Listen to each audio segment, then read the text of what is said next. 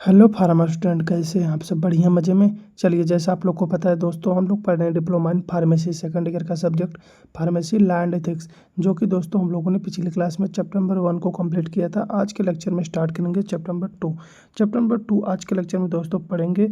और इस चैप्टर को पढ़ने से पहले हम आपको एक चीज़ और बता दें, इस चैप्टर में जो इंपॉर्टेंट होगा वही हम बताएंगे, क्योंकि आपको बेवजह बहुत सब चीज़ें नहीं बताएंगे। देखिए, इस चैप्टर में दोस्तों हम पढ़ेंगे, पहला अपना टॉपिक पढ़ेंगे फार्मेसी एक्ट 1948 के बारे में, इसके ऑब्जेक्टिव पढ़ेंगे और कुछ इंपॉर्टेंट डेफिनेशन के बारे में बात करेंगे। दूसरा मोस्ट अपना इंपॉर्टेंट टॉपिक पढ़ेंगे दोस्तों फार्मेसी काउंसिल ऑफ इंडिया यानी पीसीआई के बारे में, ये कैसे बनता है, इसके क्या क्या फंक्शन होते हैं। अगला जो बात करेंगे दोस्तों एजुकेशन रेगुलेशन E22 पढ़ेंगे, यानी कहने का मतलब है जो प्रेजेंट टाइम में एजुकेशन रेगुलेशन चल रहा है उसके बारे में इस लेक्चर में बात करेंगे। बिना किसी देरी के चलिए चलते हैं अपने लेक्चर की तरफ और इन सब टॉपिक को स्टार्ट करते हैं। देखिए दोस्तों, फार्मेसी एक्ट 1948 कहता क्या है आपको पता है। हमने पिछले क्लास में दोस्तों कुछ एक्ट के बारे में बात कर लिया था। अब उसी एक्ट को हम एक एक करके पूरे डिटेल में हर एक चैप्टर में दोस्तों वही पढ़ेंगे। देखिए, जो फार्मेसी एक्ट 1948 है, यह कहता है कि फार्मेसी एक्ट 1948 एक इम्पॉर्टेंट लॉ है जो फार्मेसी प्रोफेशन यानी आप जो फार्मासिस्ट बन रहे हैं आपकी प्रोफेशन को और फार्मेसी एजुकेशन को क्या करता है दोस्तों, रेगुलेट करता है। मतलब आपकी प्रोफेशन को और आपकी एजुकेशन को रेगुलेट करने का काम कौन करता है? Pharmacy act 1948। इंडिपेंडेंस से पहले यानी आज़ादी से पहले इंडिया में फार्मेसी प्रैक्टिस और फार्मेसी एजुकेशन के लिए कोई प्रॉपर लॉ नहीं था, कोई प्रॉपर नियम और कानून नहीं था।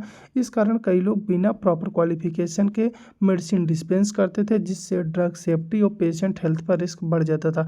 यानी कहने का मतलब है जो पेशेंट होते थे उनको जान का खतरा हो जाता था। क्यों? क्योंकि जो जो मेडिसिन को वितरण करते थे उनके पास प्रॉपर क्वालिफिकेशन नहीं थी, उनके पास प्रॉपर एजुकेशन नहीं थी, मेडिसिन के बारे में प्रॉपर नॉलेज नहीं थी, जिसके कारण क्या होता था, पेशेंट का जान खतरे में पड़ जाता था।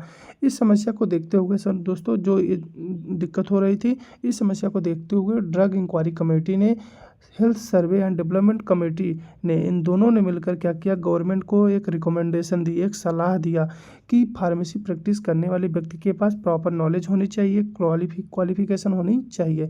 इस रिकमेंडेशन के आधार पर गवर्नमेंट ने फार्मेसी एक्ट बनाया जो 1948 में लागू हुआ। किसमें दोस्तों? 1948 में। हमारा देश 1947 में आज़ाद हुआ था, उसके बाद ये एक्ट आया है दोस्तों 1948 में। ऑब्जेक्टिव की बात करें, फार्मेसी एक्ट 1948 का ऑब्जेक्टिव क्या है? इसका ऑब्जेक्टिव यही था कि फार्मेसी प्रोफेशन को रेगुलेट करना, यानी जो हमारा फार्मासिस्ट है उसकी प्रोफेशन को रेगुलेट करना, जिससे वो अपने प्रोफेशन में क्या कर सके, नॉलेज ले सके, एजुकेशन ले सके और अच्छे से काम कर सके। इस एक्ट का मेन ऑब्जेक्टिव है कि फार्मेसी प्रोफेशन को, फार्मेसी प्रैक्टिस को प्रॉपरली कंट्रोल और रेगुलेट किया जाए। अगला जो इसमें ऑब्जेक्टिव आता है, उद्देश्य आता है दोस्तों, फार्मेसी प्रोफेशन का स्टेटस इंप्रूव करना। जो फार्मासिस्ट है वो अपना नॉलेज, अपना स्टेटस क्या कर सके, इंप्रूव कर सके। यह एक फार्मासिस्ट प्रोफेशन को प्रोफेशनल रिकॉग्निशन एंड रिस्पेक्ट देने के लिए बनाया गया था। जैसे फार्मासिस्ट को क्या मिले, रिस्पेक्ट मिले, और अपनी नॉलेज को क्या करे, अपनी स्टेटस को क्या करे, इम्प्रूव कर सके। जिसमें अगला ऑब्जेक्टिव आता है दोस्तों, फार्मेसी एजुकेशन का स्टैंडर्ड मेंटेन करना। यानी जो आप फार्मेसी की पढ़ाई कर रहे हैं उसका एक स्टैंडर्ड होना चाहिए। यानी कहने का मतलब है उसमें जो टॉपिक होने चाहिए, जो उसमें सिलेबस होने चाहिए, कहीं ना कहीं आपके जो प्रैक्टिकल जो आप जो काम करेंगे, जो आप प्रोफेशन में जो आप काम करेंगे, वो कहीं ना कहीं उससे क्या होना चाहिए, रिलेट होना चाहिए। यानी इस एक्ट के माध्यम से फार्मेसी कोर्स की सिलेबस, ड्यूरेशन, क्वालिफिकेशन, ट्रेनिंग को स्टैंडर्डाइज किया गया। यानी कहने का मतलब इसको एक स्टैंडर्ड बनाया गया। अगला जिसमें ऑब्जेक्टिव आता है दोस्तों, फार्मेसी काउंसिल ऑफ इंडिया का कॉन्स्टिट्यूशन। इसी एक्ट के माध्यम से पीसीआई का गठन हुआ था, यानी फार्मेसी काउंसिल ऑफ इंडिया का गठन हुआ था। इस एक्ट के तहत नेशनल लेवल रेगुलेटरी बॉडी बनाई गई थी। नेशनल लेवल पर देखिए, हमारे इंडिया लेवल पे एक नेशनल लेवल क्या हो, रेगुलेटरी बॉडी बनाई गई है, यानी जो इस पूरे समस्याओं को क्या करती है दोस्तों, रेगुलेट करती है, जिसे हम फार्मेसी काउंसिल ऑफ इंडिया कहते हैं। यह ऑर्गेनाइजेशन फार्मेसी एजुकेशन और प्रोफेशन को रेगुलेट करती है, जैसा हमने भी बताया। आगे क्या बात करेंगे, फार्मेसी इंस्टीट्यूशन को रेगुलेट करना। इसका अगला ऑब्जेक्टिव क्या है कि जो भी फार्मेसी इंस्टीट्यूट हैं, जो फार्मेसी कॉलेज हैं, उनको क्या करना है, रेगुलेट करना है। इस एक्ट के माध्यम से फार्मेसी इंस्टीट्यूट, विशेषकर डिप्लोमा इन फार्मेसी यानी डी फार्मा कोर्स को रेगुलेट किया जाता है। इससे इंश्योर किया जाता है कि स्टूडेंट को प्रॉपर एजुकेशन और ट्रेनिंग मिले। क्लियर? तो फार्मेसी इंस्टीट्यूट को रेगुलेट करना। हम कुछ इंपॉर्टेंट डिफिनेशन के बारे में बात करेंगे दोस्तों, तब जाके हमारा जो पहला टॉपिक है वो कंप्लीट होगा। इंपॉर्टेंट डिफिनेशन की बात करें तो एक आता है सेंट्रल काउंसिल। सेंट्रल काउंसिल क्या होता है? सेंट्रल काउंसिल का मतलब दोस्तों फार्मेसी काउंसिल ऑफ इंडिया ही होता है, यानी पीसीआई का ही या सेंट्रल काउंसिल कहिए, दोनों एक ही है।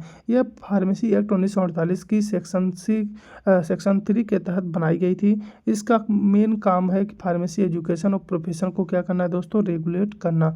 अगला जिसमें डिफिनीशन आता है स्टेट काउंसिल। स्टेट काउंसिल मतलब हर एक स्टेट का एक काउंसिल होता है।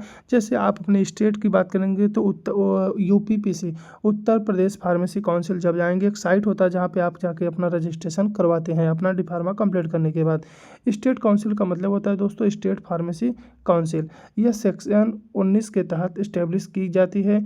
अगर 2 या 2 से ज़्यादा स्टेट मिलकर काउंसिल बनाते हैं तो उसे ज्वाइंट स्टेट फार्मेसी काउंसिल कहते हैं। समझ में आइए, इसको सेक्शन बी के अंतर्गत देखा जाता है। अगर 2 या 2 से अधिक स्टेट अगर आपस में मिल करके कोई काउंसिल बनाते हैं तो उसे दोस्तों ज्वाइंट स्टेट फार्मेसी काउंसिल कहा जाता है।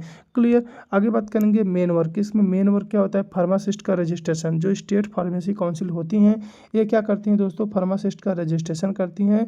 स्टेट लेवल पर फार्मेसी प्रैक्टिस को रेगुलेट करती हैं। किस लेवल पर, स्टेट लेवल पर फार्मेसी प्रैक्टिस को रेगुलेट करती हैं। मतलब हम आपके अपने स्टेट में अगर रजिस्ट्रेशन दे रहे हैं तो आप हमारे स्टेट में क्या कर सकते हैं, फार्मेसी प्रैक्टिस कर सकते हैं। समझ में आ रहा है। ये क्या करते हैं दोस्तों, फार्मासिस्ट का रजिस्ट्रेशन करेंगी और अपने स्टेट में क्या करेंगी, फार्मेसी प्रैक्टिस को रेगुलेट करने का मौका देंगी।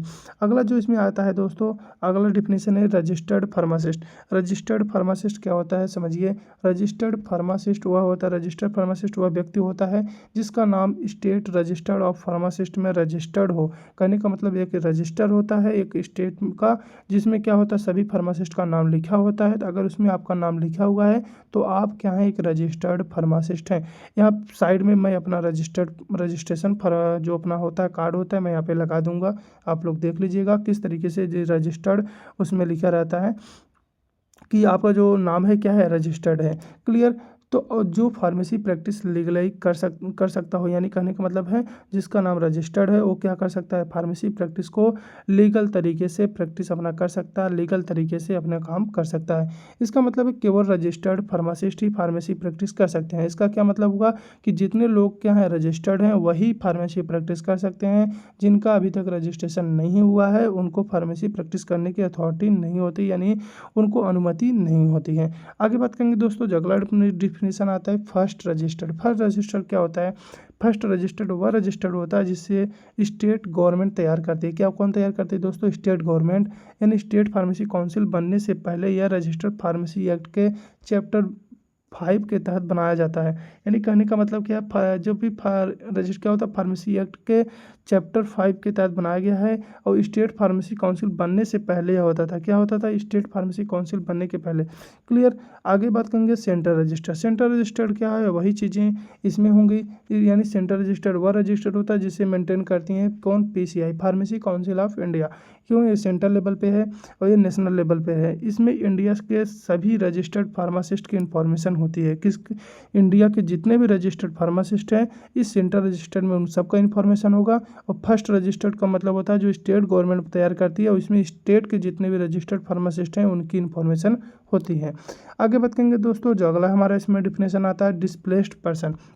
डिस्प्लेस्ड पर्सन का मतलब क्या होता है, डिस्प्लेस्ड पर्सन वह व्यक्ति होता है जो पहले इंडिया के उस एरिया में रहता था जो अब पाकिस्तान में है। कहने का मतलब है इंडिया जब आज़ाद हुआ था उस समय की बात कर रहे हैं।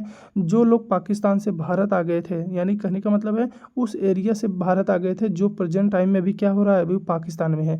तो यानी कहने का मतलब 1 मार्च 1947 के बाद सिविल डिस्टर्बेंस या फियर के कारण, यानी कहने का मतलब है लोग अपना संघी या कहने को डर के कारण, किसी के भी कारण इंडिया आ गए थे। ऐसे लोगों को फार्मेसी एक्ट में स्पेशल कंसिडरेशन दिया जाता है।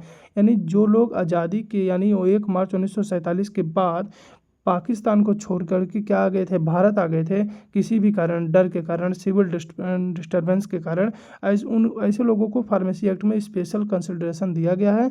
उन्हें हम डिस्प्लेस्ड पर्सन कहते हैं। समझ में आ रहा है। आगे बात करेंगे रिपाट्रिएट। रिपाट्रिएट क्या होता है, ये भी उसी तरीके से है। रिपाट्रिएट होता है वह व्यक्ति होता है जो इंडिया के बाहर जैसे बर्मा, श्रीलंका, युगांडा में रहता था, लेकिन बाद में डिस्टर्बेंस या फियर के कारण क्या आ गया, इंडिया वापस आ गया। ऐसे पर्सन को हम रिपाट्रिएट कहते हैं। आगे एक अगला क्या है, यूजीसी यूनिवर्सिटी ग्रांट कमीशन, जिसका फुल फॉर्म होता है यूनिवर्सिटी ग्रांट कमीशन।